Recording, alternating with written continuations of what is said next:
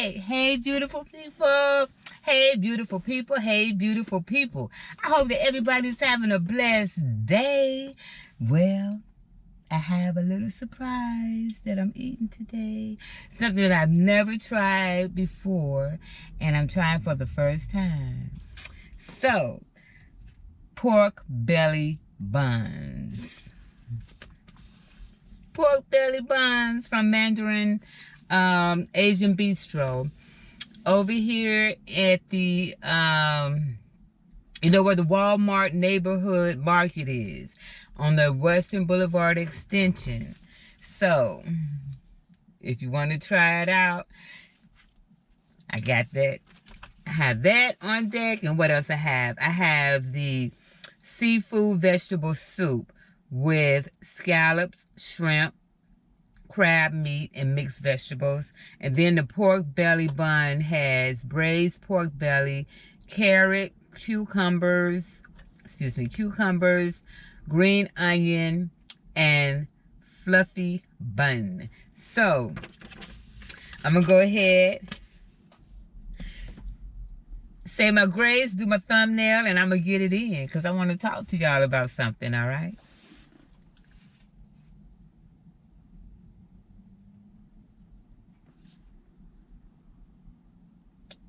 Amen. Just thank you, Jesus. I just thank you for everything. Oh, wow. We're having an early Easter this year, right, y'all? Yes, we're having an early Easter, and my church is opening back up again, and I'm just thankful, so thankful. We'll be opening Saturday for something for Easter. Even though we'll be in our cars, I'm just so grateful and thankful that we'll be back, you know, opening up. Marshall Chapel Missionary Baptist Church. If you're ever in Jacksonville, North Carolina, you all come on down to Marshall Chapel Missionary Baptist Church. If we, in the meantime, if you cannot come physically, join us on Facebook, Marshall Chapel Missionary Baptist Church, where we have the Honorable Pastor William C. Jones and the First Lady Sonia Jones. And at Marshall Chapel Missionary Baptist Church, we are reaching sinners, teaching saints, and making disciples. Okay? So that's our slogan, and that's our mission. And we have a fabulous, and I say fabulous not in the,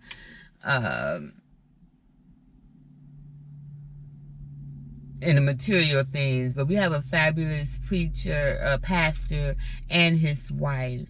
Both are a woman and a man of God, and I am so grateful to them. I'm so grateful to Pastor Jones for carrying us through this pandemic with the words and stuff. I really, really appreciate it. I need that, and I miss going through those doors of Marshall Chapel Missionary Baptist Church, 131 Marshall Chapel Road. Okay, y'all. So I'm gonna go ahead and get into this. Let me go ahead and do my thumbnail.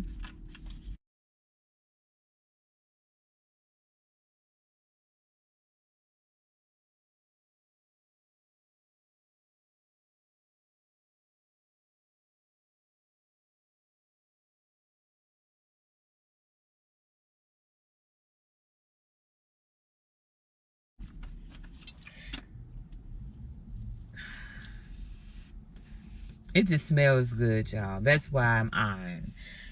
It smells heavenly. And I love the little simple things when it comes to food. Simple but tasty and delicious, you know? And the Asian foods, they got that down pat. So, and I brought my own spoon from home. Let me give y'all a little close-up first before I start.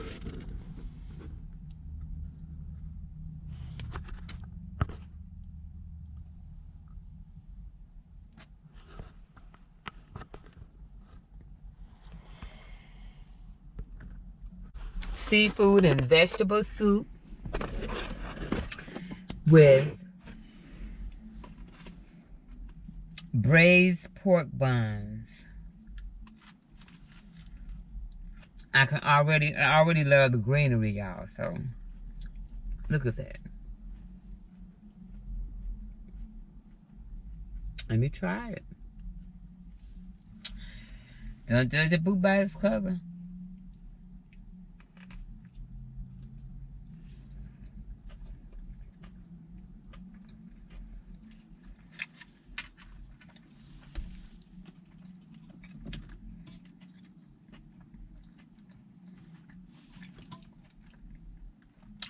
Wow.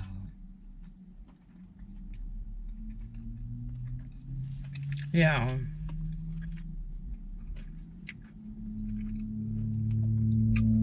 I just want you to look at it. I'm not offering you anything that I bit off of. I'll offer you some of this one though before I buy it. Oh my gosh. This is really good.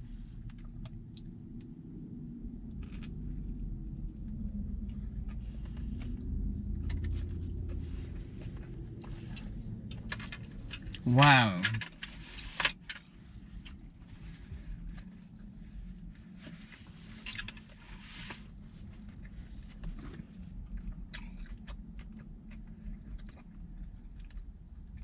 Yeah.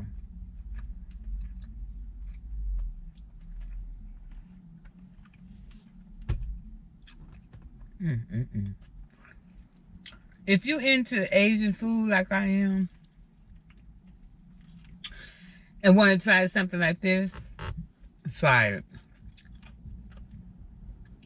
At first, I was concerned about, I'm not a bread person. I don't like a lot of bread. So at first, I was a little concerned about the bread.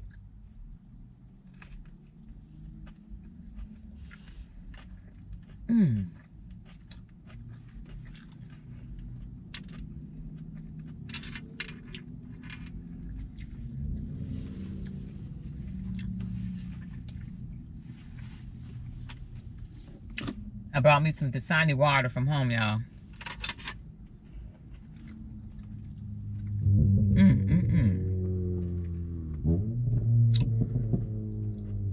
That's good.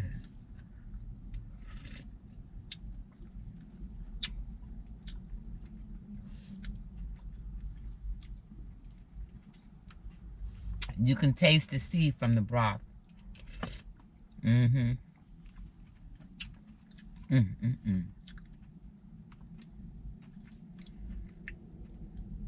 Oh, yeah. Oh, yeah. What's your favorite soup?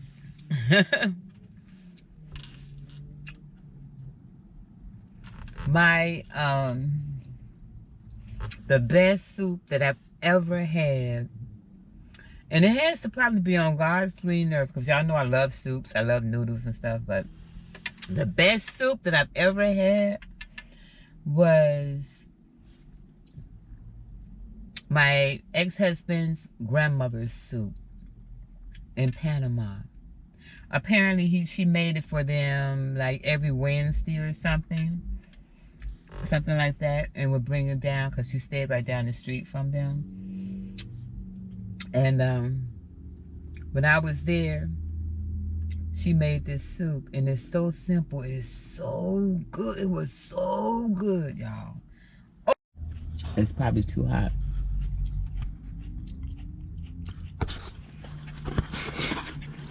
Oh yeah, that's too hot.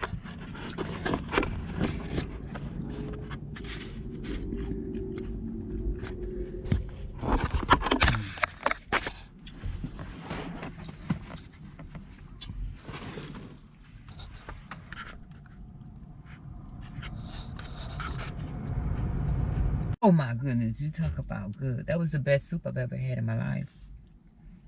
And I throw down, but that was the best.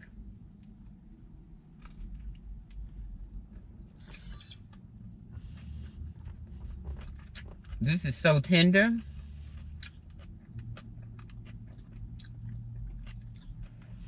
This is so tender. This meat, this braised beef.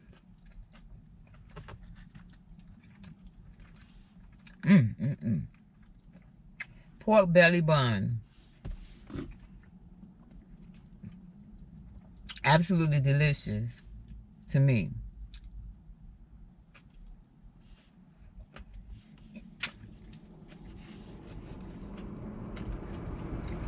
Y'all, can we talk?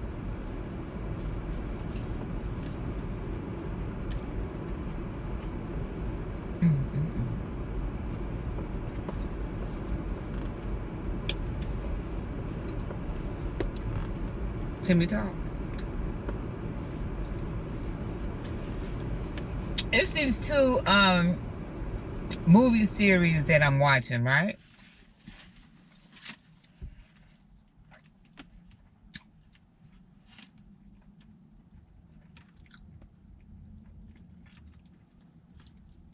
Called Manifest and Debris.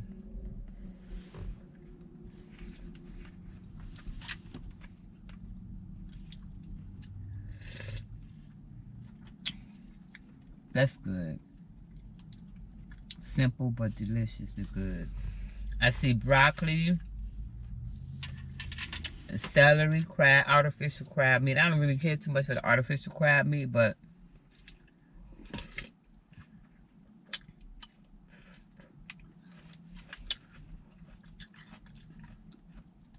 the vegetables and stuff, I'm here for it.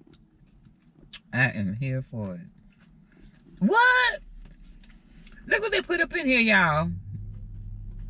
Y'all see what they put up in here for me? For me, right?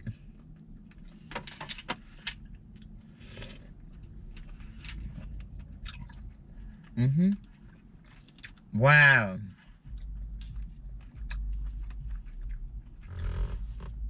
That scallop soaked up that broth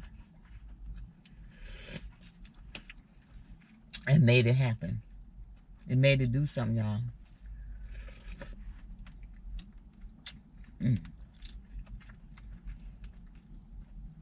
Did y'all enjoy that ASMR, the car wash ASMR? It's so funny that on my way to the car wash, because all that pollen had gotten on my car,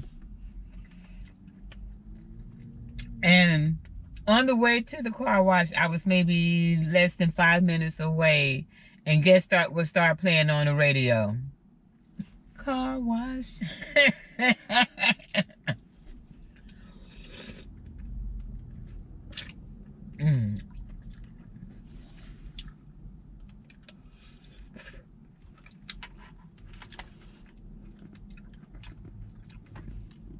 Zucchini. They even have some asparagus in here, y'all. Y'all go and try their seafood soup. Because they my friend now, because they even have some asparagus in there. You see that? Y'all see that asparagus? Wow.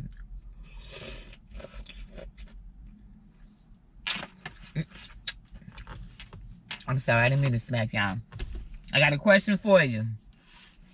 I got a question for all my Fly Beautifully fam.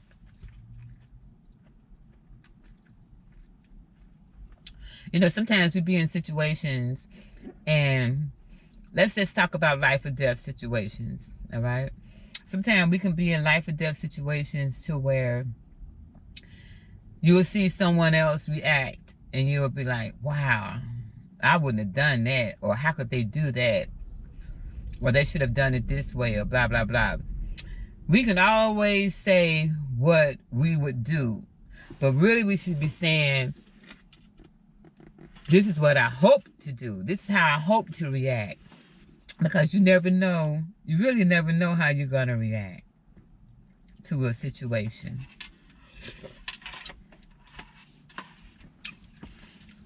So, my question to you is, I would like to know, how far would you go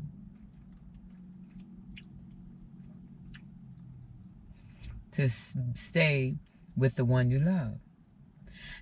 To what extreme would you go to stay with the one you love? So I'm going to tell you about Debris, the movie Debris. Actually, it's a series. And so is Manifest. But we're going to talk about debris because it has to do with the question I just asked you. How far would you go?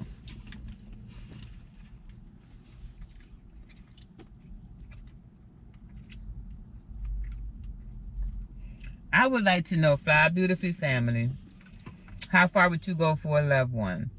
Case in point, the movie Debris. This is what it's about. I'm just gonna go ahead and jump into it, y'all. Debris. What has happened is there's been an alien spacecraft that has crashed. And so the debris from the alien spacecraft has been scattering, has been falling on different places in the world. And it's caused several different types. It'll cause a different event to occur each time that the debris falls. Okay? They also have two scientists, this black lady and this white guy. They're supposed to work together. They are figuring out, when they go, they're getting called to when the debris falls and when these incidents occur. I'll tell you about that more so in a few minutes, okay? So, they already have a cleanup crew and all of that. You know, like, it's past the FBI. Okay? So,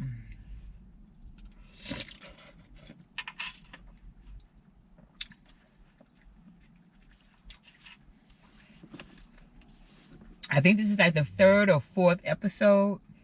And the black girl, very smart. Her father, he has something to do with this whole thing. He has the answers to the whole situation that's happening, or he's really highly involved in it. However, she has gone to his, she has gone to his funeral and everything. Come to find out, he is still alive. Excuse me, y'all. I didn't want to have nothing in my teeth. He is still alive. Okay, so keep that in mind. Okay, so on the latest episode of Debris,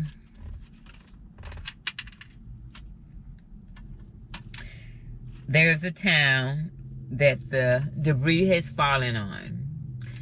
But what has happened, it has started to rain. And they were at it's like a little farming area, farming town. A lot of the Hispanic, a lot of the Mexicans, they were in the rain, out in the fields or whatever, or in the areas where the rain was falling. It wasn't falling over the whole town. It was falling over bits and pieces of the area, the farming area. Okay? So, the couple, they come in because people have died. So what they did was when they went and opened up the body of the person, had the people that were dying from the rain, when they opened it up, it looked like someone had just poured antifreeze in their body because it was green, you know, like with antifreeze. What has happened is whatever was in that rain, it caused people to die really quick, really sudden. And sudden because it was more carbon monoxide. Therefore, they could not breathe. So when they got there, there was about maybe less than 10 people who had actually ran through the rain up in this one area of greenhouse. So when they ran up in there, they were safe. The rain didn't touch them or anything like that. So there was this one young girl. She had a little girl, maybe about 5, something like that, 5 or 6. And then she had a son. Her son was about, I would say about 8, between 8 and 10. So her husband had previously died before all this had happened. So his brother had been taking care of her and her children. It was like that was his family. They were family. So all the farm workers, they were on this one side. So the FBI guys, they were telling them like, you know, yes, you're going to be okay. And so the woman, she was looking for her son, the 8 to 10-year-old little boy I was telling you about. Come to find out, he did not get affected by the rain. He was hiding behind some cars or something. But he came out when they called him. And for somehow, some way, they did a blood test on his blood to see why he wasn't affected and everything. Well, the bottom line was this. Even though they didn't die instantly, it was said that they were infected. It was only going to be a matter of time before they died because this stuff was in them from the rain. But the people that came to save them did not tell them that. Was just telling them, okay, we can help you with this, and did not tell them that they're gonna ultimately die. But there was one way to get around it. Now, remember I told you about the young FBI, or I'll call her the FBI lady, okay? But they were, you know.